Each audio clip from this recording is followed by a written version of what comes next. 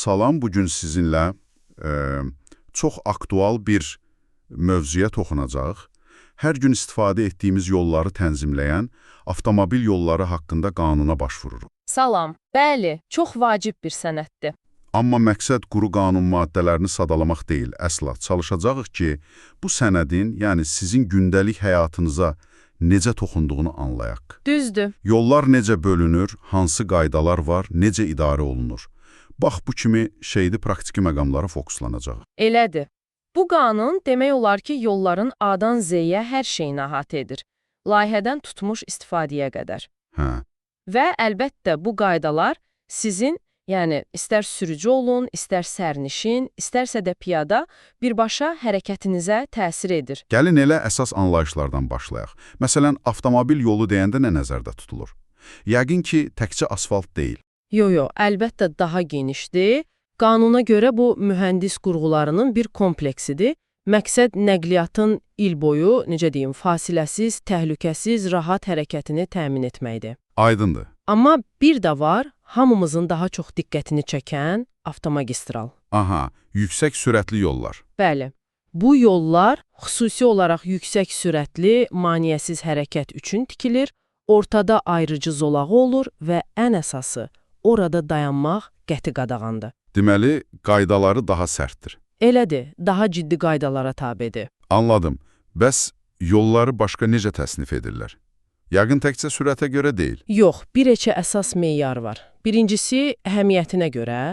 Məsələn, respublika əhəmiyyətli, yerli, şəhər yolları var, hətta sahə yolları da olur. Sahə yolları. Necə yəni? Cəhd formasıdır. Yol dövlətə məxsus ola bilər, bələdiyyəyə və ya hətta özəl şəxsə. Özəl yollar da var. Bəli, qanunda bu da nəzərdə tutulub və nəhayət istifadəçilərinə görə bölünür. Hamının istifadə edə bildiyi ümumi yollar və bir də xüsusi məqsədlər üçün olanlar. Yəni biz hamımız yol istifadəçiləri sayılırıq, eləmi? Tamamilə. Qanunda siz, yəni sürücülər, sərnişinlər, piyadalar, avtomobil yolunun istifadəçiləri kimi tanınırsınız. Maraqlıdır. Yolun özü bir yana, deyəsən onun yerləşdiyi torpaq sahəsi də çox önəmlidir. Qanunda təhkim zolağı, bir də qorunma zolağı deyə anlayışlar var. Bunlar nə deməkdir? Bizim üçün nə fərqi var? Çox vacib sualdır, çünki çox vaxt qarışdırılır. Təhkim zolağı, baxın, bu birbaşa yolun özünün, körpülərin, boruların, yəni yolun bütün konstruksiyalarının yerləşdiyi sahədir. Yəni yolun özü və onun ətrafındakı bilavasitə sahə? Bəli. Və qanun burada çox, necə deyim, sərtdir. Təhkim zolağında yolla birbaşa əlaqəsi olmayan heç bir iş görmək olmaz. İcazəsiz tikinti, reklam, hətta bayaq dediyiniz kimi xüsusi ayrılmış yerlər xaricində mal-qara otarmaq qadağandır. Deməli, yolun lap kənarında, tutaq ki, nəsə satmaq üçün bir köşk qoymaq olmaz? Qətiyyən, məhz təhkim zolağında ticarət fəaliyyəti ümumiyyətlə qadağandır. Bu, birbaşa qanunda yazılıb. Bəs qorunma zolağı, o nədir? Qorunma zolağı isə təhkim zolağına bitişik, ondan daha geniş bir ərazidir. Burada da müəyyən məhdudiyyətlər var, amma təhkim zolağı qədər sərt deyil. Nə kimi məhdudiyyətlər? Əsasən tikinti məhduddur. Yalnız yol xidməti obyektləri tikilə bilər, bir də bəzi istisnalar var. Məsələn, rabitə enerji xətləri çəkilə bilər, amma yenə də xüsusi qaydalarla. Bəs kimsə qanunsuz tikinti aparsa? Bax, bunun üçün də mexanizm var. Qanunsuz tikililər aşkarlanarsa, onların sökülməsi tələb olunur və bütün xərclər də qanunsuz tikintini aparan şəxsin özü tərəfindən ödənilir. Bu, yol infrastrukturunu qorumaq üçün çox vacibdir. Anladım. Gələk yollardan istifadəyə. Əksər yollarımız ümumi istifadədədir. Onlarda hərəkət pulsuzdur, yoxsa necə? Ümumi qayda belədir ki, bəli, dövlət və bələdiyyə mülkiyyətində olan ümumi istifadə yollarında hərəkət pulsuzdur. Amma yəqin ki, amması var. Əlbəttə, istisnalar var. Məsələn, təhlükəsizlik tədbirləri görüləndə, tutaq ki, hansısa dövlət tədbiri var, ya da kütləvi yürüşlər keçiriləndə yol müvəqqəti bağlana bilər. Və ya təmir zamanı. Bəli, təmir işləri zamanı da hərəkət məhdudlaşdırıla və ya tam dayandırıla bilər. Bir də iri qabaritli və ağır çəkili nəqliyyat vasitələri var. Onlar üçün xüsusi icazə lazımdır. Hə, o böyük yük maşınları. Vura biləcəkləri potensial zərərə görə əlavə ödəniş etməlidirlər. Bu da birbaşa yolların, necə deyim, ömrünü uzatmaq üçündür. Ödənişli yollar mövzusu da çox müzakirə olunur. Qanunda bu necə tənzimlənir? Niyə yaradılır belə yollar? Ödənişli yolların yaradılmasının əsas məqsədi adətən infrastrukturun modernləşdirməkdir. Yəni daha yüksək keyfiyyətli, daha rahat bir yol təklif etmək. Həm də bu investisiya cəlb etmək üçün bir yoldur. Amma yəqin ki, hamı məcbur deyil o yoldan istifadə etməyə. Əlbəttə yox. Bax, bu çox vacib bir təminatdır. Qanun tələb edir ki, hər bir ödənişli yola mütləq paralel, alternativ və pulsuz bir yol mövcud olmalıdır. Və bu alternativ yolda keyfiyyətli olmalıdır. Yəni seçim imkanı olmalıdır. Tamamilə.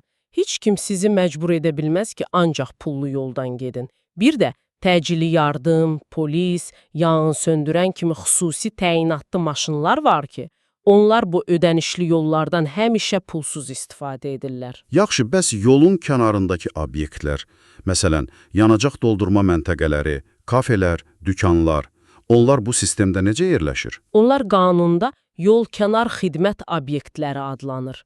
Onların da yerləşdirilməsi müəyyən qaydalara tabedir. Xüsusilə də bayaq danışdığımız qorunma zolağı ilə bağlı tələbləri uyğun olmalıdır. Onların giriş-çıxışı necə olmalıdır? Bax, bu da maraqlı məqamdır.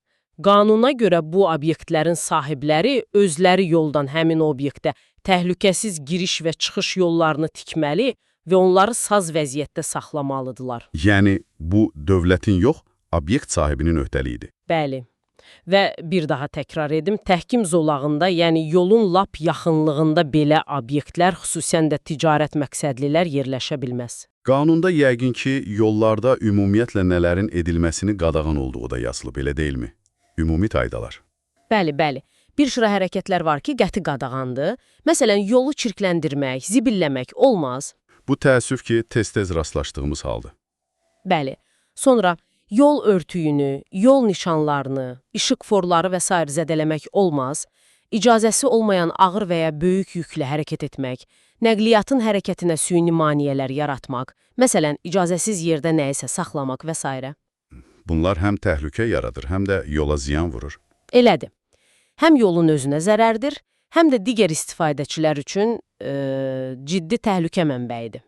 Deməli, yekunlaşdırsaq bu avtomobil yolları haqqında qanun əslində çoxşaxəli bir sənəddir. Sadəcə sürücülük vəsiqəsi və ya sürət həddi ilə bağlı deyil. Qətiyyən. Yolların növlərindən, onların mülkiyyətindən, yerləşdiyi torpaqdan, həmin torpağın istifadə rejimindən, ödənişli yolların şərtlərindən, yol kənarındakı obyektlərin qaydalarına qədər demək olar ki, hər şeyi əhatə edir. Tamamilə doğrudur. Bu qanun həm yol infrastrukturunun qorunmasını, idarə olunmasını təmin edir, həm də sizin, yəni bütün yol istifadəçilərinin təhlükəsiz və rahat hərəkəti üçün bir çərçivə yaradır. Ümid edirəm ki, bu söhbətimiz dinləyicilər üçün bu mürəttəb, amma vacib mövzunu bir qədər daha aydın etdi. Mən də ümid edirəm. Və sonda gəlin dinləyicilərimiz üçün bir düşüncə toxumu əkək. Qanun gördüyümüz kimi kağız üzərində çox detallıdır. Yol torpaqlarından istifadə, pikinti qaydaları, məsələn, təhkim zolağındakı o sərt qadağalar və ya yolların kəsişməsi ilə bağlı qaydalar, bunlar çox dəqiq yazılıb. Bəli, detallıdır. Və sizcə, real həyatda, gündəlik müşahidələrinizdə bu qaydalar yol təhlükəsizliyinə və ümumi rahatlığa nə dərəcədə təsir göstərir? Yəni, qanundakı bu dəqiqliklə reallıq arasında nə qədər uyğunluq və ya bəlkə də fərq görürsünüz? Bax, bu barədə düşünməyə dəyər.